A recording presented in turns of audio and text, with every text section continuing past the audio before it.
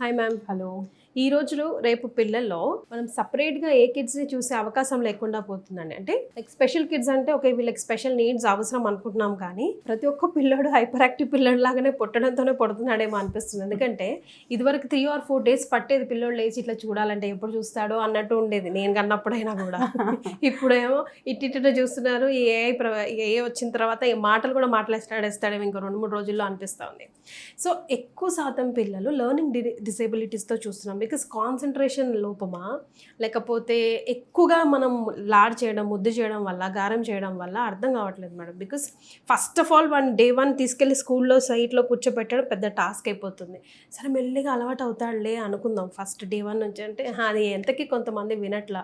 Like concentration లేదా, అసలు ఎందుకు వస్తుంది లెర్నింగ్ డిసేబిలిటీ కాన్సెప్ట్, ఎందుకు వస్తుంది అంటారు?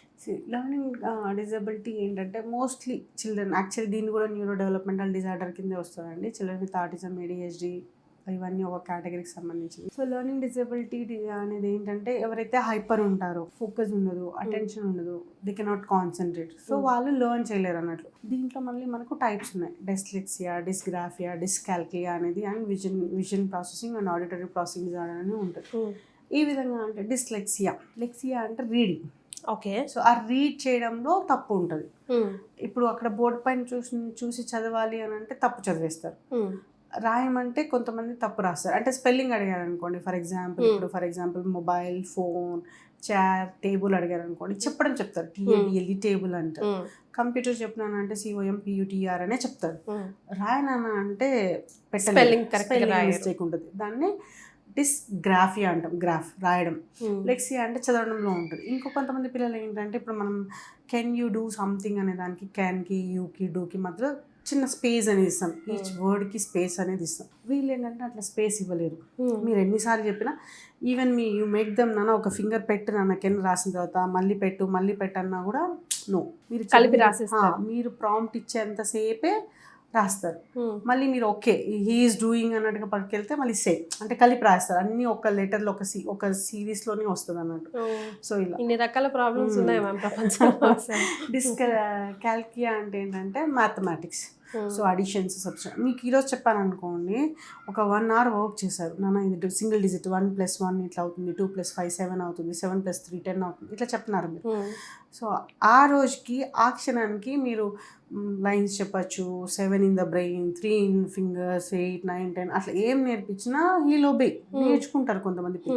But the next day same మీరు ఏదైతే రాసి ఇచ్చారో అదే దాన్ని రిపీట్ చేస్తే హీస్ లైక్ క్వారీ, అంటే నేను ఫస్ట్ టైం చేస్తున్నాను అన్నట్టుగా. సో అవి మర్చిపోతారు. సో మన క్యాల్కులేషన్స్ ఉంటాయి, రైటింగ్ ఉంటుంది, రీడింగ్ ఉంటుంది. ఇంకొకటి ఏంటంటే విజువలీ అక్కడ చూసి ఇక్కడ రాయడం వేరే ఉంటుంది, కాపీ చేయలేదు, విజువల్ మెమరీ. ఇంకొకటి ఆడిటరీ ప్రాసెసింగ్, అంటే వింటారు, రాసేది వేరేగా ఉంటుంది. సో ఇన్ని ఇష్యూస్ ఉంటాయి. సో ఇలాంటి పిల్లల్ని ఎలా గుర్తించాలి మనం క్లాస్ రూమ్లో అంటే ఏంటంటే, వాళ్ళు క్లాస్లో కాన్సన్ట్రేట్ చేయరు, బోర్డు నుంచి కాపీ చేయరు. ఫస్ట్ మనం అంటే LKG UKG నుంచి ఎట్లా ఐడెంటిఫై చేయాలి పిల్లల్ని అంటే, ఉల్టా రాస్తారు లెటర్స్. Bకి Dకి కన్ఫ్యూజ్, సిమిలర్ ఉంటాయి కదా, PQకి కన్ఫ్యూజ్, MW 5 7 2 5 2 7 6 9 2 1 12 అంటే 1 2 21 అంటే 2 1 కదా. సో 2 రాసిన తర్వాత 1 ఇటు పెట్టాలా, అటు పెట్టాలా. 1 రాసిన తర్వాత ప్రాసెస్ చేసుకోలేరు. సో ఇలాంటి విజువల్గా కూడా కన్ఫ్యూజన్ ఉంటుంది. సో మనం UKG LKG నుంచే గుర్తించవచ్చు ఇట్లా మిర్రర్ ఇమేజెస్ రాస్తున్నాడని. బికాజ్ ఎందుకంటే మనము 1 2 రాపిచ్చాము, 5 రాపిచ్చాము అని అంటే ఆల్మోస్ట్ మనం LKG చూపిస్తే ఒక 6 lines కింద ఉంటాయి, 3 బాక్సెస్. అంటే ఆల్మోస్ట్ ఒక్కొక్క లెటర్ ఒక 3-4 letters రాసేట్టుగానే మనం ఇమిటేషన్ నేర్పిస్తాం. బట్ స్టిల్ హైయర్ ఎండ్కి వచ్చినాక, అంటే ఫస్ట్ క్లాస్కి వచ్చిన తర్వాత ఆయన మిర్రర్ రాస్తున్నాడు అంటే we should think.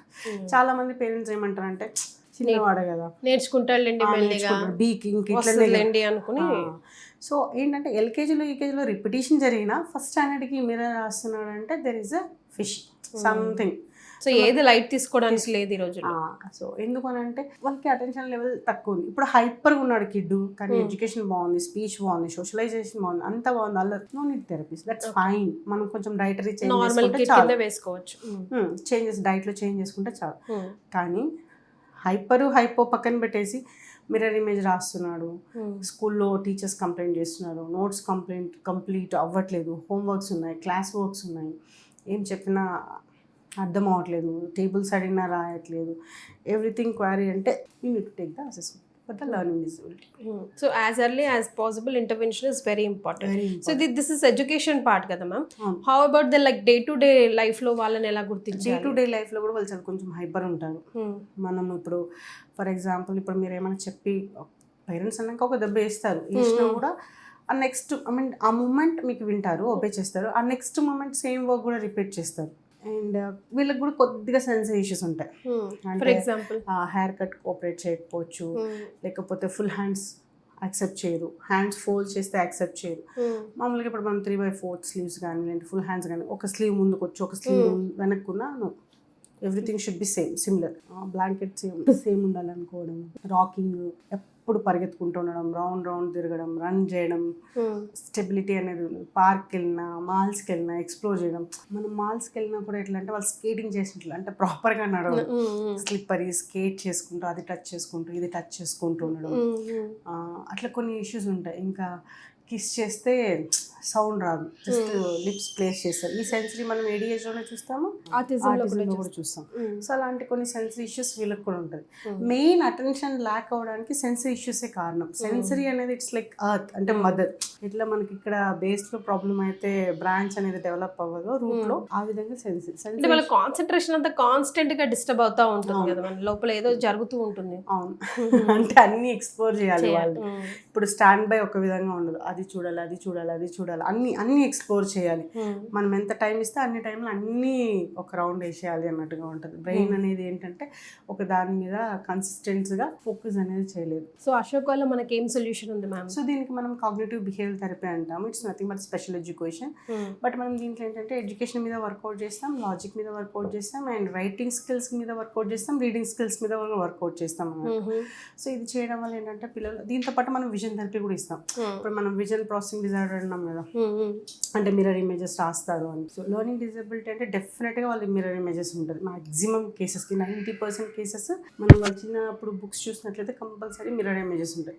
So vision processing కోసం విజన్ థెరపీ అనేది ఉంటుంది. Vision therapy, cognitive behaviour therapy, ఇవి రెండు మేజర్ లెర్నింగ్ డిజబిలిటీ.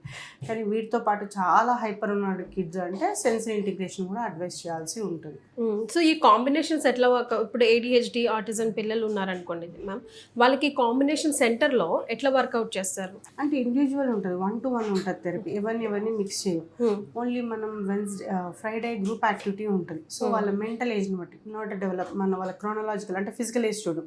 ఇప్పుడు మనం అందరం ఒక 20 అనుకోండి, మనం అందరం ఒక 5 years అనుకోండి. సో మనం మెంటల్ ఏజ్ ఒకరి 2 ఉంటుంది, ఒకరి 3 ఉంటుంది, ఒకరు 1.5 ఉంటుంది. ఆ మెంటల్ ఏజ్ ప్రకారం మనం క్యాలిక్యులేట్ చేసి గ్రూప్స్ డివైడ్ చేస్తాం, గ్రూప్ ABC. దాని ప్రకారం మనం యాక్టివిటీస్ అనేది చేస్తాం వీక్లీ వన్స్. అంటే వీళ్ళకి ఏంటంటే పేర్ గ్రూప్ మింగ్లింగ్ ఉండదు, వెయిటింగ్ టాలరెన్స్ ఉండదు, ఇమిటేషన్ ఉండదు, టర్న్ టేకింగ్ ఉండదు. ఇవన్నీ మనం నేర్పిస్తాం అన్నట్టు. అంటే యాక్టివిటీస్తో పాటు ఇవన్నీ కూడా నేర్పిస్తాం. సో ఎవరిది వాళ్ళు ఇండివిజువల్ ఉంటుంది. ఓన్లీ ఫ్రైడే మాత్రమే అన్ని కిడ్స్ని కల్పించి ఆడిపించడం అనేది ఉంటుంది. Okay. So first red flags చూసుకోవాలి అని అంటే, to wind up the whole topic, ప్రేక్షకులకి మీరు చెప్పే మాట ముఖ్యంగా మదర్స్కి? లెర్నింగ్ డిజబిలిటీని ఎర్లీగా డిటెక్ట్ చేయాలి అని అంటే వాళ్ళ నోట్బుక్స్ కంపల్సరీ చెక్ చేయండి. మీరు ఎప్పుడైతే రాపిస్తున్నారో ABCD నుంచి స్టార్టింగ్ నుంచి 1-2 రోజులు కన్ఫ్యూజ్ అయ్యంటే దట్స్ ఫైన్. LKG అయిపోయింది, UKG అయిపోయింది, ఫస్ట్ స్టాండర్డ్కి వచ్చినా కూడా అంటే definitely they need to take the consultation. వాళ్ళ రీడింగ్ స్కిల్స్ ఎలా ఉన్నాయి, మనం చెప్పింది ఎలా గుర్తు పెట్టుకుంటున్నారు, రైట్ హ్యాండ్కి లెఫ్ట్ హ్యాండ్కి కన్ఫ్యూజ్ అవుతున్నారా, చెప్పులు కూడా ఉల్టా వేసుకుంటున్నారా, షర్ట్ ఉల్టా సీదా ఏదో తెలియదు అంటే. ఇప్పుడు ఫస్ట్ క్లాస్ అంటే 5-6 years వచ్చేస్తుంది. 5-6 yearsకి ఫస్ట్ స్టాండర్డ్ అంటే అప్పటికి ఇంకా కన్ఫ్యూజ్ అవుతున్నారు. Right and left confuse, route మనం లెఫ్ట్కి వెళ్తే మన ఇల్లు వస్తుంది, రైట్కి వెళ్తే మన ఇల్లు వస్తుంది అనేది క్లియర్ ఉందా లేదంటే, ఎందుకంటే చాలాసార్లు తిరిగి ఉంటారు కాబట్టి. అలాంటివన్నీ చూసుకుంటే డెఫినెట్గా రైటింగ్ స్కిల్, రీడింగ్ స్కిల్, ఈ కన్ఫ్యూజన్ చూసుకొని, అలాగే క్లాస్ టీచర్స్ వాళ్ళు కంపల్సరీ చెప్తారు, మీ అబ్బాయి క్లాస్లో కూర్చోవట్లేదండి, క్లాస్ డిస్టర్బ్ అవుతుంది, విండోలో చూస్తున్నాడు, బయట వెళ్ళిపోవాలంటాడు, వాష్రూమ్కి ఎక్కువ సార్లు వెళ్తాడు, ఊరికే పెన్సిల్స్ షార్ప్ చేస్తాడు, ఇరేజ్ ఎక్కువ చేస్తారు, వేరే వాళ్ళ పెన్సిల్స్ తీసుకుంటున్నాడు, ఈ కంప్లైంట్స్ అన్నీ వస్తున్నాయంటే ఒకసారి గమనించండి. డైరెక్ట్గా కన్సల్టేషన్కి రమ్మని చెప్పట్లేదు, బట్ మీరు అబ్జర్వ్ చేసిన స్టిల్ రిపీట్ అవుతున్నాయి. పేరెంట్గా మీకే అర్థం అవుతుంది అంటే రెడ్ ఫ్లాగా కాదా అన్నది. ఒక పద్ధతి వరకు ఉందా, బియాండ్ దట్ ఉంటే మాత్రం డిలే చేయకూడదు. మీరు నేర్చుకొని కంటిన్యూ అయిపోతున్నా అంటే no problem. But still again and again మర్చిపోవడం, అగైన్ అంటే ఒక బీక్ ఒక లైన్ ఇట్లా గీ రాసిన తర్వాత మన వైపు చూడడం, అంటే ఇటువైపు హాఫ్ సర్కిల్ చేయాలి, ఇటువైపు కర్వ్ తీసుకోవాలా బీడీకి. ఇప్పుడు బీకి ఇట్లా అంటే వెంటనే ఇట్లా చేసేసారు అనుకోండి, there might be fishy because they're in confusion. అలాగే పీక్యూ కూడా, ఎండబ్ల్యూ కూడా అలా చాలా సార్లు రిపిటేషన్, చాలా ఎపిసోడ్స్ అయితే definitely you need to take the consultation. చాలా వరకు ఏం చేస్తుంటాం అంటే ఇంకా నేర్చుకోవట్లేదు ఏంటి, మనం ఫస్ట్ పేరెంట్స్గా ఎగ్జైట్ అయిపోతూ ఉంటామా, వాడు నేర్చుకుంటున్నాడు, వీడైపోతున్నాడు, వాడైపోతున్నాడు, కానీ వాడికి ఇంటర్నల్ ఇంకా ఏం ప్రాబ్లం అవుతుంది, ఎందుకు అలా అవుతుంది అని చెప్పేసి అట్లీస్ట్ ఇప్పుడు ఈ జనరేషన్లో ప్రతిదీ కూడా మనం భూతద్దంలో పెట్టి చూడాల్సిందే when it comes to therapy అనేది ఏంటంటే day to nowadays quite common. How you are sending to school like tuitions లాగా. ఎస్, మన కిడ్కి ఏంటంటే మనం మామూలుగా ఏమైతే చెప్తున్నామో ఆయన అటెండ్ చేయలేకపోతున్నాడు, we need special attention, that's it. Therapies అంటే ఈ మధ్యకాలంలో పక్కింటి వాళ్ళకి చెప్పకపోవడం, మేము ప్లే ఏరియాకి వెళ్తున్నామని చెప్పి థెరపీ, ఇవన్నీ చదువుతున్నాయి. No need to hide anything. ఎందుకంటే మనం షేర్ చేయడం వల్ల ఏమవుతుందంటే, అంటే మనకు తెలుసు ఎవరితో షేర్ చేయాలి, ఎవరితో షేర్ చేయకూడదు. కొంతమంది హెల్ప్ కూడా చేస్తారు, అక్కడ వెళ్ళండి బాగుంది, మేము చూసాము, మాకు తెలిసిన వాళ్ళు అక్కడికి వెళ్ళారు, బాగా అయింది, ఇట్లా మౌత్ టు మౌత్ మీకు తెలుస్తుంది, మీరు షేర్ చేస్తేనే కదా ఏంటి అనేది. సో ఇంకా మీరు ఏమేమి చేయాలి అనేది వాళ్ళ తరఫు నుంచి కూడా కొన్ని ఐడియాస్ ఇస్తారు. సో మనకు కూడా తెలుసు ఈ విషయం ఈయనకు చెప్తే, లేదంటే ఈమెకు చెప్తే ఎలాంటి ఫీడ్బ్యాక్ వస్తుందని డెఫినెట్లీ యూ హ్యావ్ ఐడియా దాన్ని బట్టి. సో ఎలా చేయాలి మనం చేపిస్తున్నాము.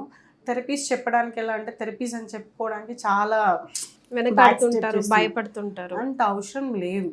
ఏదైతే ఉందో ఇప్పుడు బ్యాక్ స్టెప్ చేసుకున్న తర్వాత అది చాలా ఇదైపోయిన తర్వాత ఎవరిని అడిగి ఏం చేయలేము. బికాస్ 0 to 3 years అనేది ఏంటంటే మన వైరింగ్, న్యూరాన్ కనెక్షన్స్ ఏదైతే ఉంటుందో 75 to 90% అయిపోతుంది. అది చాలా ఇంపార్టెంట్.